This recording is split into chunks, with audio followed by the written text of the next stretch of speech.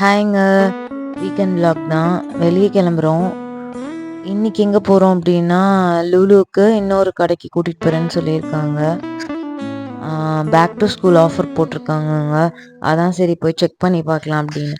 என்ன பண்ணிட்டு இருக்கேன்னு தானே பார்க்குறீங்க. நான் இப்படிதான் பைத்தியம் மாரி பாட்டு பாடிட்டே தான் போவேன். கொஞ்சம் பார்க்க காமெடியா இருக்கா? ரொம்பவே காமெடியா இருக்கும் நேர்ல பார்த்தீங்கன்னா. ஏதாவது லூஸ் மாரி பாட்டு பாடிட்டே தான் இருப்பேன். வீட்லயும் சரி, எப்பயுமே சரி. நான் சமைக்கும் போது கூட பாட்டு பாடிட்டு தான் இருப்பேன். என்னைக்காவது ஒரு நாள் என் வாய்ஸில் பாட்டு பாடி அப்லோட் பண்ணுறேன், கேளுங்க. கொஞ்சம் கேட்குற மாதிரி இருக்கும். ஆனால் இவங்க 2 பேர் தான் ரொம்ப ஓட்டுவாங்க.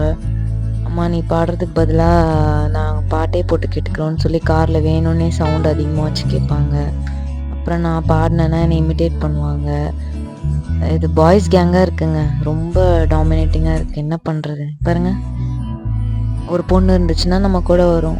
பையன்றதால இவன் வந்து வெளியெல்லாம் போனால் அவங்க அப்பா கூட ஊட்டிகிட்டே போயிடுவான். இதுக்கு தாங்க நம்ம கேங்க்கு வந்து ஒரு பொண்ணு வேணுன்றது. அப்புறம் லுலு வந்துட்டோம். நாங்கள் நிறையா ஆஃபர் போட்டிருந்தாங்கங்க. ஸ்டடி டேபிள் எல்லாமே நான் ஒன்று ஒன்றா செக் பண்ணி பார்த்தேன். புக்ஸ் எல்லாம் எவ்வளோ ரேட் இருக்குது அப்படின்னு சொல்லிட்டு ரஃப் நோட்லாம் வாங்க வேண்டியது இருந்துச்சு. அப்புறம் செக் பண்ணோம். இன்னொரு கடைக்கும் கூட்டிகிட்டு போகிறேன்னு சொல்லியிருக்காரு. அங்கேயும் போயிட்டு செக் பண்ணிட்டு தான் வாங்கணும். நான் எப்பயுமே சரி ஸ்கூல் ஸ்டார்ட் ஆகிறதுக்கு ஒரு 2 நாள் முன்னாடி வாங்கிக்கலாம் அப்படின்னு இருந்தேன்.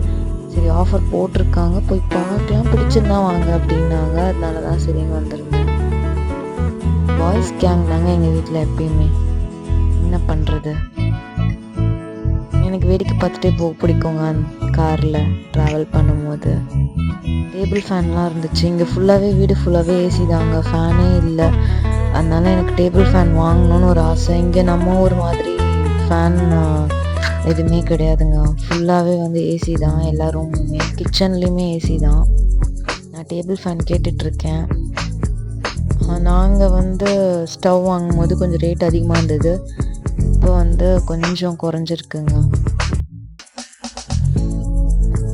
சாண்ட்விச் மேக்கர் செக் பண்ணேன் நான்.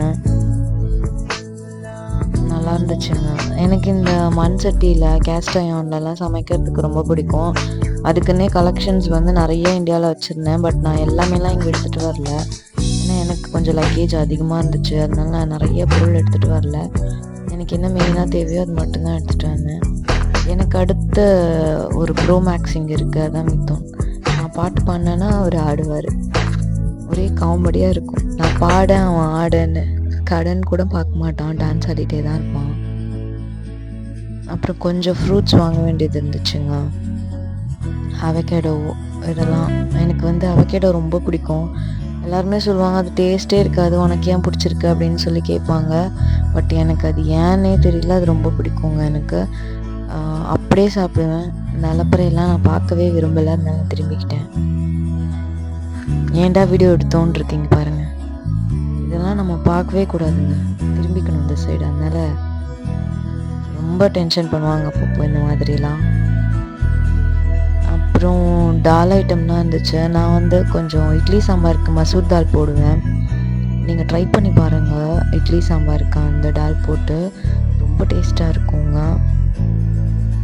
அப்புறம் நான் வந்து தேங்காய் எண்ணெயுமே சமைக்க ஆரம்பிச்சிட்டேங்க. இப்போது அம்மாலாம் தேங்காய் எண்ணெயில் நல்லா சமைப்பாங்க. பட் நான் வந்து எனக்கு என்னென்னு தெரியல, இந்த கடலை எண்ணெய் நல்லெண்ணெய் பிடிக்கும். தேங்காய் எண்ணெய் அது சாப்பிட்டு பழகலை, அதனால எனக்கு கொஞ்சம் ஒத்துக்கலை.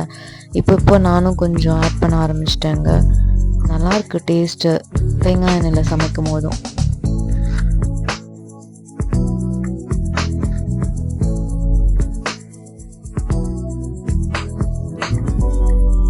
அப்பப்போ ஆஃபர் போடுவாங்கங்க, நம்ம பார்த்து செக் பண்ணி வாங்கிக்கலாம். என்ன இங்கே கொஞ்சம் இந்தியன் ரைஸ் கிடைக்கிறது தாங்க கஷ்டம். நிறைய பேர் வந்து கேட்டிருந்தீங்க இங்கே எவ்வளோ செலவாகும், ஹவுஸ் ரெண்ட்டு, இந்த மாதிரி நிறைய கொஷின்ஸ் வந்து என் ஃப்ரெண்ட்ஸ் கேட்டிருந்தாங்க. நிறைய பேர் இங்கே இருக்கவங்களுமே நிறைய பேர் உங்கள் ரெண்டெல்லாம் எப்படி இருக்குது, உங்கள் வீடெல்லாம் எப்படி இருக்குன்ற மாதிரி கேட்டாங்க. அதுக்காக நான் வந்து தனியாகவே ஒரு வீடியோ போடுறேங்க. இன்னும் நான் வந்து ப்ராப்பராக எதுவும் வீடியோ போடலை அதை பற்றிலாம். ஹவுஸ் ரெண்ட்டை பற்றி, நாங்கள் வீடு தேடினதை பற்றி, அது ஒரு பெரிய ப்ராசஸ்ங்க. நாங்கள் வந்த புதுசில் வந்து எங்களுக்கு வீடே கிடைக்கல. ஏன்னா அந்தளவுக்கு நிறைய பேர் இந்தியன்ஸ் இங்கே வந்துட்டாங்க. நாங்கள் வந்த டைமில் வீடே கிடைக்கல. நாங்கள் ரொம்ப தேடி தேடி தான் வாங்கினோம். ஹவுஸ் ரெண்ட்டுமே ரொம்ப அதிகமாகிடுச்சு முன்னே இருந்ததை விட. ரொம்ப தேடி தேடி தாங்க நாங்கள் வீடே எடுத்தோம். அதுவும் கொஞ்சம் நல்ல வீடாகவும் பார்த்துட்ருந்தோம். அதனால் கொஞ்சம் லேட் ஆகிடுச்சு. நாங்கள் வந்தே ஒரு 1 மந்த் ஹோட்டலில் தங்கி தான் நாங்கள் வீடே எடுத்தோம். அப்புறம் ரொம்ப பசிக்க ஆரம்பிச்சிச்சு. நான் கொஞ்சம் நேரம் நடந்தாலே எனக்கு கொஞ்சம் பசிக்க ஆரம்பிச்சிடுங்க. அதனால் கொஞ்சம் ஸ்நாக்ஸ் சாப்பிட்டுட்டு நாங்கள் வீட்டுக்கு கிளம்பிட்டோம். ஓகேங்க, பாய். நான் உங்களை இன்னொரு வீடியோவில் பார்க்குறேன்.